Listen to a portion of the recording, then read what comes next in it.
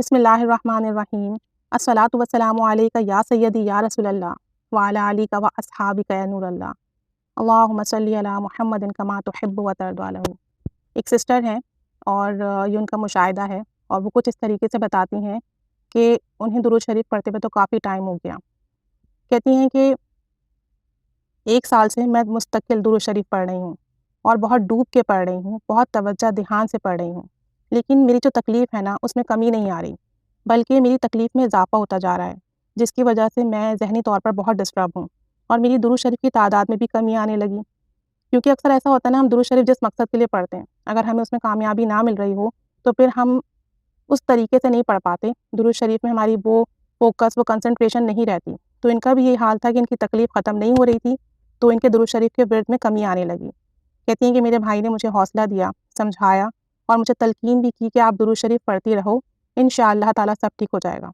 کہتی ہیں کہ پھر جب مجھے حوصلہ ہوا، میں نے پہلے سے بھی زیادہ ذوق و شوق سے، محبت سے درود شریف پڑھنا شروع کر دیا اور زیادہ تر وقت درود شریف میں ہی گم رہنے لگی،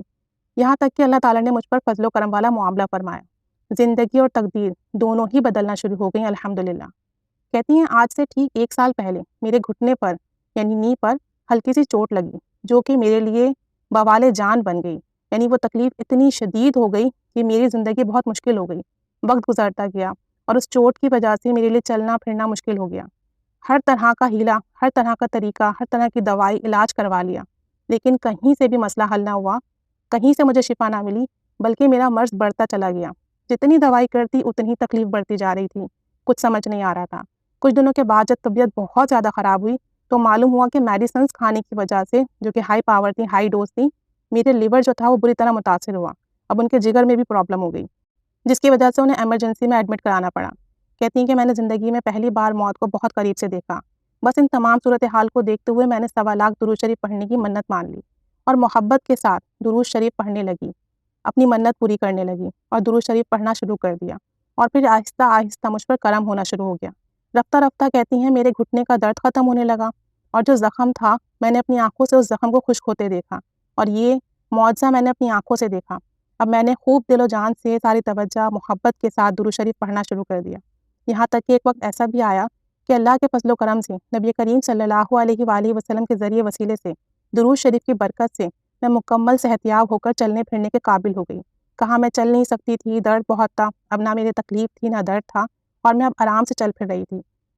درود شریف نے جہاں مجھے شفا یاب کرا، جہاں مجھے ٹھیک کیا، وہیں میری ذہنی طور پر بھی کافی بہتری ہوئی، مجھے اطمینان رہنے لگا، میرا دل اور دماغ سکون میں آ گیا، اور جو ایک موت کا انجانا سا خوف ہر وقت رہتا تھا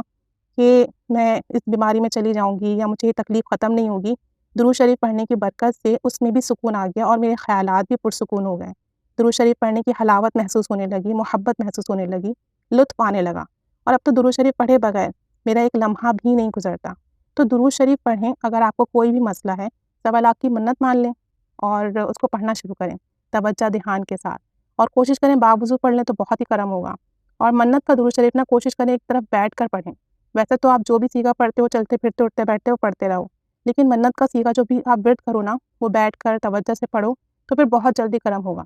اگر ایک دفعہ آپ نے 1.25 لاکھ پورا کر لیا اور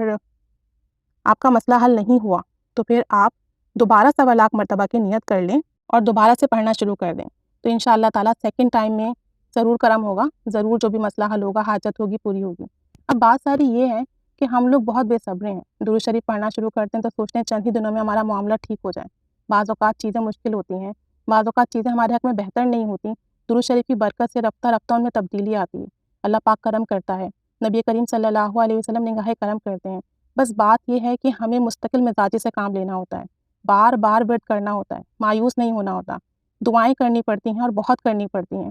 دعائیں بہت تسلسل سے، توجہ سے، بہت گڑ گڑا کر مانگی جاتی ہیں، کرم ہوتا ہے، درود شریف پڑھنے والے پر کرم ہوتا ہے۔ بعض اوقات ٹائم لگ جاتا ہے، اس میں بہت ساری چیزیں ہو سکتی ہیں، بہت سارے معاملات پوشیدہ ہو سکتے ہیں جن کا ہمیں علم نہیں، تو ہمیں ایک تو مایوس نہیں ہونا، اور ہمیں جلد بازی نہیں دکھانی، بے صبراپن نہیں دکھانا، محبت سے، توجہ سے، لگن سے درود پاک کا سفر جاری رکھنا ہے۔ اگر ہمیں لگتا ہے ہمیں فیض نہیں مل رہا، ہمیں تب بھی پڑھنا ہے اور ہمیں پڑھتے رہنا ہے، انشاءاللہ تعالیٰ فیض ملے گا۔ درود شریف ایسی عبادت ہے جس کا فیض لازمی ملتا ہے، ایسا ہے ہی نہیں کہ آپ کو فیض نہ ملے، ہاں دیر ہو سکتی ہے یا ہو سکتا ہے کہ ہم محسوس نہ کر رہے ہوں، لیکن محبت سے پڑھیں، توجہ سے پڑھیں۔ کوئی مسئلہ ہے 1.25 لاکھ کی منت مان لیں، نیت کر لیں، کسی بھی درود پاک کے سیغے کی نیت کر لیں اور اسے توجہ سے پڑھیں، انشاءاللہ تعالیٰ کام ضرور بنے گا۔ بیماری شفا سے بدل جائے گی، حالات بدل جائیں گے، تنگ دستی فراوانی سے بدل جائے گی، قرضہ اتر جائے گا، مالی مسائل حل ہو جائیں گے، روحانی جسمانی سکون آئے گا، ذہنی قلبی سکون آئے گا، انشاءاللہ تعالیٰ اعمال بہتر ہوں گے